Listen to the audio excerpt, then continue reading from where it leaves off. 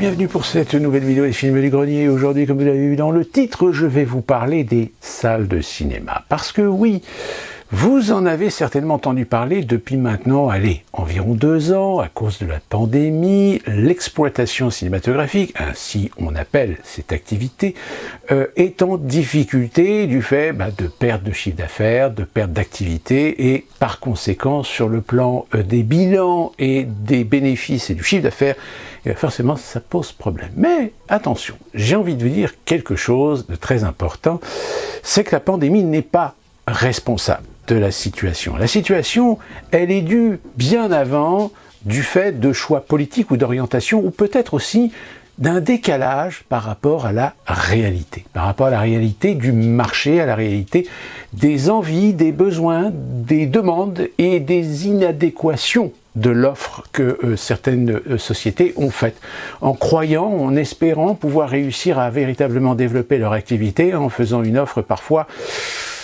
un petit peu trop en décalage par rapport à ce que son activité, d'une manière générale, impose, c'est-à-dire une fréquentation de masse. Et bien malheureusement, l'incompatibilité de par l'offre qui a été faite par ces sociétés, et bien aujourd'hui, elles s'en mordent les doigts. Mais remettons un petit peu les choses en contexte et en perspective. En France, vous avez 2 types de sociétés qu'on appelle des sociétés d'exploitation cinématographique. Vous avez les sociétés nationales. Alors les sociétés nationales, ce sont évidemment les gros groupes. Ce sont Pathé Gaumont, UGC. Je reviendrai sur une autre société qui est une société belge qui a essayé un petit peu de s'incrémenter aussi sur le marché français, mais sans véritablement se développer plus que de raison. Et vous avez ce qu'on appelle les groupes ou cinémas indépendants. Alors en ce qui concerne les sociétés nationales, donc comme je vous l'ai dit, Pathé Gaumont, UGC, on peut y ajouter également, même si c'est un petit peu à cheval entre les cinémas indépendants et ce que j'appellerais les cinémas, évidemment, ce qu'on appelle les cinémas art et essai, je pourrais éventuellement rajouter MK2, même si MK2 reste quand même quelque chose d'assez développé sur la région parisienne. Donc ces 3 groupes nationaux, ces 3 groupes, on dit véritablement groupes, pourquoi? Parce que, évidemment, ce ne sont pas uniquement que des cinémas, c'est également des sociétés qui possèdent l'ensemble de la chaîne cinématographique, c'est-à-dire production, distribution et exploitation. Quoique.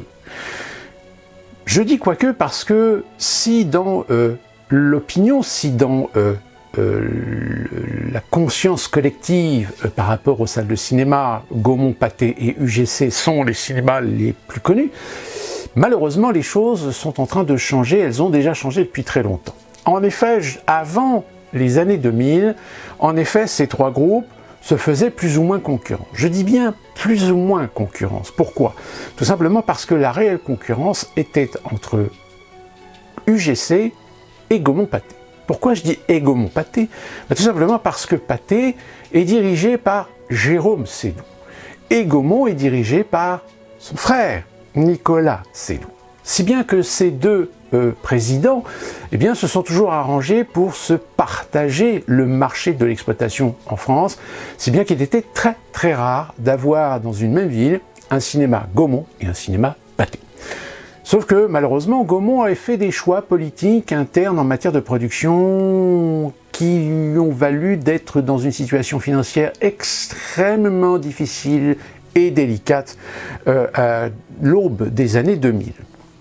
Je rappelle à l'époque, Gaumont, qui je le rappelle, est quand même la plus vieille société de production au monde, puisqu'elle a été créée par Léon Gaumont en 1895, raison pour laquelle la société a fêté son centenaire en 1995. Cette année, en 2023, c'est la société Warner qui fête ses 100 ans. Avant cela, je crois, il y avait Paramount. Donc, vous voyez, toutes les grandes maisons de production à l'échelle mondiale sont en train de fêter leur centenaire. Sauf que, dans les années 90, Gaumont était plus ou moins leader parce que, premièrement, elle avait quand même une vitrine. Parmi ces vitrines, elle avait Luc Besson, et puis aussi parce que Gaumont avait une société commune de distribution qui s'appelait Gaumont Buena Vista International. Gaumont Buena Vista International, c'était la société de distribution internationale de Gaumont et de Disney, puisque la société de distribution de Disney s'appelle Buena Vista. Sauf que le contrat, à la fin des années 90, entre ces deux sociétés s'arrête. Et Luc Besson, pour des différends internes à la société Gaumont, décide de ne pas re-signer avec Gaumont et crée sa propre société de production et de distribution qui s'appelle Europa. Et du coup, Gaumont s'est retrouvé un petit peu en slip. Malheureusement, certains producteurs ou certains influenceurs au sein de la société Gaumont ont dit oui, il n'y a qu'à miser sur tel ou tel réalisateur, etc. Vous savez. Et l'erreur fondamentale qui a coulé plus ou moins les comptes de Gaumont, ça a été évidemment Les Visiteurs en Amérique, film de Poiret qui a coûté presque plus de 450 millions de francs de l'époque. Et du coup, ça a complètement plombé en effet les comptes de la société, si bien que la société Gaumont a décidé d'essayer de se débarrasser de sa société d'exploitation. Sauf que il y avait déjà des discussions, des projets sur éventuellement rapprochement entre les sociétés d'exploitation Pathé et Gaumont. Et bien, finalement, là, l'opportunité s'est présentée puisque Gaumont a finalement accepté de créer une société commune avec Pathé qui s'est à l'époque appelée Europalace avant de rechanger de nom pour s'appeler Cinéma Gaumont Pathé. C'est pour ça que pendant des années, vous avez vu des produits, des cartes, etc. qui étaient marqués Cinéma Gaumont Pathé. Sauf que il y a quelques années, maintenant, je crois 2016-2017, je ne sais plus exactement, Pathé a fini par racheter les parts de capital de Gaumont qui ne s'élevaient qu'à 40% à l'époque. Et si bien qu'aujourd'hui, aujourd'hui, vous allez voir vos cinémas Gaumont, les cinémas Gaumont, si vous en avez, alors si vous habitez Le Havre par exemple, Montpellier, Toulouse, je crois d'ailleurs que Toulouse a déjà basculé en Pathé. Donc tous les cinémas avec une enseigne Gaumont, vont passer progressivement en Pathé, puisque Pathé a créé une nouvelle société d'exploitation qui s'appelle Pathé France. Donc c'est pour ça qu'aujourd'hui, au niveau d'exploitation, au final, vous n'avez plus que deux grands groupes en France qui sont Pathé et UGC. Tout à l'heure, je vous ai parlé des MK2. MK2, c'est un peu spécial parce que MK2 est classé comme étant un groupe d'exploitation qui fait de l'art et essai. Qu'est-ce que l'art et essai? L'art et essai, c'est une sorte de statut qui permet à des cinémas de toucher des subventions de l'État, du ministère de la Culture, du CNC, etc. Avec évidemment des contraintes. Des contraintes, c'est d'avoir, je crois, un certain pourcentage dans le calendrier, dans l'exploitation, de films français, films d'auteur et films étrangers en version originale. Parce que la version originale, c'est intéressant.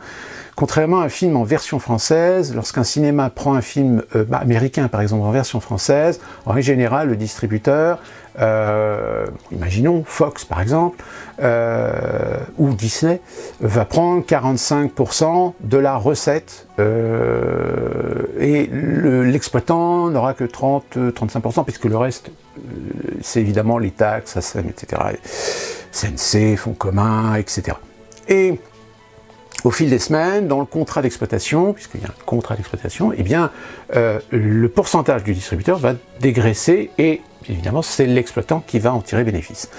Si par contre vous prenez une version originale, là la part du distributeur est de 35%. C'est-à-dire que la part distributeur dès la première semaine d'exploitation, c'est le cinéma qui a la plus grosse part des recettes qu'il peut tirer sur un film en version originale. Enfin, voilà quelques aspects techniques. Et vous avez donc, à l'échelle nationale, vous avez ensuite ce qu'on appelle les indépendants. Alors les indépendants, c'est souvent soit un ou deux cinémas, c'est des groupes privés ou c'est des groupes communaux. C'est-à-dire que ce sont des communes ou des rassemblements de communes qui financent des petits cinémas locaux. C'est ces petits cinémas qu'on peut trouver dans certains petits villages, dans certaines petites villes. Et ces cinémas-là, en règle générale, pareil, ils ont plus souvent intérêt à essayer de se faire classifier à essai pour pouvoir toucher les subventions de l'État.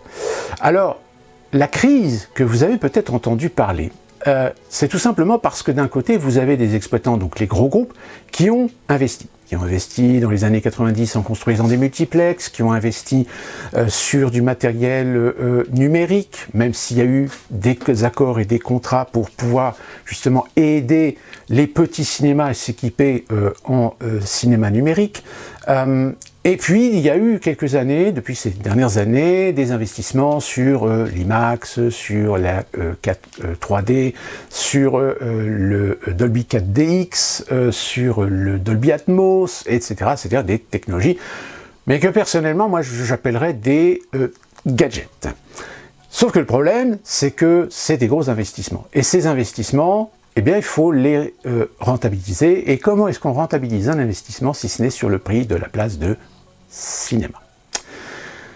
Sauf que là aussi, j'ai envie de dire que les gros groupes ont pratiqué la même politique qu'ils ont pratiqué depuis 20 à 30 ans sur la confiserie, sur les bonbons, sur les pop-corns, sur les boissons, etc. C'est-à-dire que ils ont mis pratiquement un coefficient multiplicateur de 10, 15. C'est-à-dire qu'aujourd'hui, si vous allez voir un film en IMAX, il vous en coûtera 15 €. Si vous allez voir un film en IMAX 3D, il vous en coûtera 15 € plus 2 €, 3 € pour les lunettes. Lunettes qui sont des lunettes passives, c'est-à-dire qu'à l'unité, c'est des lunettes qui coûtent peut-être 20 centimes d'euros, je crois, à l'unité, ou 15 centimes d'euros. Et évidemment, la 4DX, etc. Alors parfois, je pense que c'est encore toujours un système en leasing, c'est-à-dire que ce soit IMAX et Dolby, eux aussi prélèvent un petit pourcentage sur le prix du billet. Donc c'est pour ça que les prix des billets pour ces séances spéciales, ces séances gadgets, ça coûte plus cher qu'une place de cinéma normale. Sauf que le problème, c'est que ces multiplex, ces gros groupes, ont investi en partant du principe que l'amortissement se fait sur de la fréquentation de masse. Sauf que le streaming est arrivé. Et que la fréquentation de masse, c'est souvent dans l'image collective, une fréquentation familiale, une fréquentation entre amis. Sauf que familiale, quand vous arrivez à 10 ou 15 € la place, même si vous avez des tarifs réduits pour les moins de 12 ans, moins de 16 ans, pour les retraités, ou les étudiants, etc. Les étudiants, quand ils ont leur carte, ça coûte quand même. Ça coûte cher. Et du coup que ça coûte cher, quand tout d'un coup, ces gens, issus souvent de la classe moyenne, se retrouvent avec cette dépense de loisirs qui autrefois était encore abordable, mais qui aujourd'hui commence à devenir un véritable budget, quand ils voient arriver des services de streaming avec des catalogues, avec des films récents, qui plus est, ceux qui savent, qui connaissent utiliser les VPN, aujourd'hui peuvent avoir accès au catalogue des streamings américains et ne pas être obligés d'attendre la chronologie des médias français pour les avoir sur les streamings français. Vous voyez un petit peu l'absurdité en France de ce système. La fréquentation, évidemment, a commencé à chuter. Elle a commencé à chuter avant même la pandémie. Alors, malheureusement, la pandémie a été, évidemment, un coup de butoir, un coup derrière la tête pour les sociétés d'exploitation. Le problème s'est posé bien avant, comme je viens de vous l'expliquer, et en revanche, alors, je ne vais pas vous expliquer le côté technique des financements du matériel numérique lorsqu'il y a eu le passage en tout numérique à la fin des années 2010, pour les petits cinémas indépendants, mais j'ai envie de dire qu'aujourd'hui, la situation, elle est la suivante. Vous avez aujourd'hui des gros groupes nationaux avec des gros cinémas dans lesquels il y a eu des investissements, et comme je vous l'ai expliqué tout à l'heure, les modifications, les restructurations, les restauration, on va dire, de certains cinémas Gaumont pour les transformer en pâté, ça va coûter de l'argent. Et évidemment, la société va être obligée à un moment donné d'aller chercher l'argent là où il est, c'est-à-dire sur le prix des places de cinéma. D'où la raison pour laquelle il va falloir adopter des politiques de budget restreint, d'où la raison pour laquelle va s'accentuer au sein de ces groupes une politique de dématérialisation. Cette politique de dématérialisation, elle existe déjà, puisque certains d'entre vous aujourd'hui n'utilisent plus ou n'achètent plus leurs tickets à la caisse ou sur les bornes. Ils les achètent directement par une application. Et ils n'ont juste qu'à la présenter à un contrôleur qui va scanner votre QR code qui fait guise de ticket. Sauf qu'aujourd'hui, les technologies vont très très vite et le contrôleur va aussi disparaître. C'est-à-dire que très bientôt, et je crois d'ailleurs qu'à Toulouse c'est déjà actif, il va y avoir pour accéder aux salles des tourniquets, comme le métro. Sauf que le problème, c'est que l'architecture de ces cinémas était conçue à une époque où on utilisait du personnel. Or, ce personnel aujourd'hui, il tente à disparaître. Il tente à disparaître au profit de self-service ou d'automatisation. Alors, il y aura toujours des gens, parce que la technologie n'est pas parfaite et que parfois elle peut bugger, qu'il peut y avoir des problèmes. Sauf que, il y a un comportement de client d'une manière générale qui est que, je dis client, pas spectateur, puisque évidemment pour ces gros groupes, vous êtes des clients, vous n'êtes plus des spectateurs. C'est que quand vous arrivez dans le cinéma, la première chose auquel vous pensez, c'est d'entrer dans la salle pour prendre la meilleure place. Et c'est une fois que vous êtes installé dans votre fauteuil que tout d'un coup vous dites « Ah, tiens, j'ai soif. Tiens, je me payerais bien des pop-corn. » Et donc, vous voulez ressortir pour aller acheter vos pop-corn. Sauf que le principe du tourniquet, c'est que si vous pouvez rentrer avec votre QR code, c'est pas sûr que vous allez pouvoir ressortir pour aller acheter votre pop-corn. Donc, c'est-à-dire qu'il va falloir réguler les ressorties pour re-rentrer.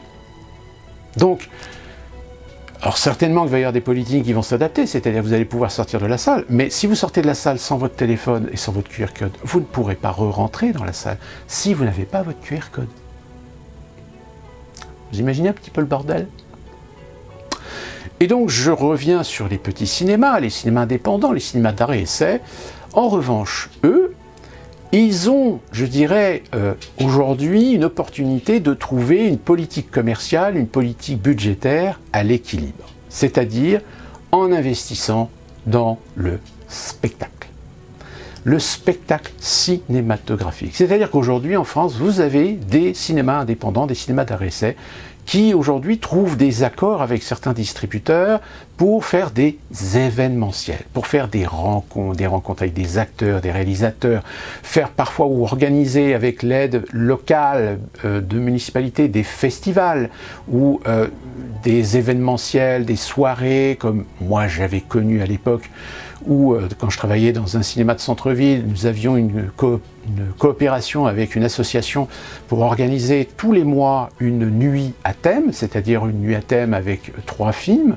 Il y avait même, pour ceux qui ont connu la nuit du cinéma, qui était un événement où nous diffusions, je crois, il y avait 4 ou 5 films pendant toute la nuit, 5 films, dont une avant-première. Je peux vous garantir que le nombre d'années que j'ai fait cet événementiel, c'était littéralement plein. C'est-à-dire qu'on faisait complet. Donc, et complet, c'était essentiellement, évidemment, une clientèle beaucoup jeune et étudiante. Donc à l'époque, évidemment, là je vous parle, c'était dans les années 90. Aujourd'hui, c'est plus compliqué. C'est plus compliqué parce que les exploitants en général, surtout les gros groupes, ils veulent le maximum de pépettes, ils ne veulent pas partager. Donc les cinémas indépendants aujourd'hui, ils ont une carte à jouer. Contrairement aux groupes qui, eux, de toute façon, se sont enlisés dans des investissements et que je ne vois pas comment ils vont faire pour amortir leurs investissements s'ils ne retrouvent pas une fréquentation de masse. Sauf qu'avec leur politique tarifaire qui va continuer à augmenter, parce que malheureusement l'énergie va aussi jouer son rôle, même si on va essayer de trouver des technologies qui vont coûter moins cher en énergie. Je sais par exemple que actuellement en France, les salles IMAX, qui sont des salles avec double projecteur et lampe, sont en train d'être modifiées et sont en train d'accueillir des projecteurs laser. Les projecteurs laser, semble-t-il, sont moins gourmands en énergie et surtout sont beaucoup moins chers en matière de consommables. Ce que j'en appelle des consommables, c'est évidemment les lampes. Donc voilà la situation des salles de cinéma et de l'exploitation générale. Aujourd'hui, on est à un moment charnière. Un moment charnière parce que s'il y a une compétition aujourd'hui au niveau des streamings, et Dieu sait qu'en France, des streamings, on l'a vu, Salto, qui était le streaming français, finalement a mis la clé sous la porte. Aujourd'hui, Netflix a perdu des abonnés. perdu des abonnés, alors tout de suite on dit oui, vous voyez, non, c'est tout simplement parce que l'offre du streaming se développe. Aujourd'hui, vous avez Disney+. En France, maintenant, vous avez aussi Paramount+. Vous avez également, ici aux États-Unis, on a HBO Max. HBO Max qui, c'est Warner, qui veut aussi s'implanter, s'installer en France et en Europe. Quoique actuellement, Warner est en train de discuter peut-être pour faire un partenariat avec d'autres productions, d'autres distributeurs pour peut-être créer quelque chose qui serait un HBO Max en Europe, mais avec d'autres productions, et d'ailleurs même des productions françaises. Je pense par exemple à Canal+, qui par exemple est en train de réfléchir à la chose, et Pathé, justement, on y revient, Pathé qui a annoncé qu'il allait peut-être redévelopper en France, qu'il a déjà mis en place, je crois, aux Pays-Bas, c'est-à-dire un réseau streaming avec les catalogues Pathé, et peut-être ça se trouve peut-être que Gaumont rentrerait également dans le giron pour offrir vraiment un plus grand, large choix de catalogues et de distribution, et peut-être aussi se lancer dans de la production télé pour offrir des séries sur des streamings, ce qui serait tout à fait là concurrentiel par rapport à ce que Netflix, Amazon Prime, Disney+, Paramount+, offrent aujourd'hui. Donc voilà, on est dans cette guerre. On est dans cette guerre de l'offre. C'est à celui qui va faire une offre de plus en plus intéressante et de plus en plus compétitive. Sauf que ceux qui vont être évidemment lésés dans l'histoire, c'est évidemment les salles de cinéma. Parce qu'encore une fois de plus, tant que l'abonnement mensuel de ces réseaux streaming ne finissent pas par dépasser, ou même à la limite, si vous mettez un service streaming à 19 € par mois, vous avez accès à tous les films. Alors que le cinéma, je rappelle, 10 à 15 € la place, ça commence à faire cher. Donc là, on est véritablement dans cette guerre où les cinémas d'exploitation doivent se repenser, doivent se réimaginer.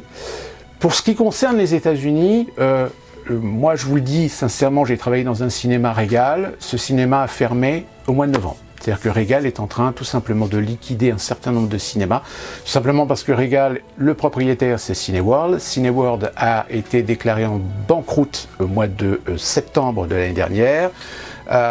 Cineworld qui est une société britannique et qui est la deuxième société d'exploitation au monde.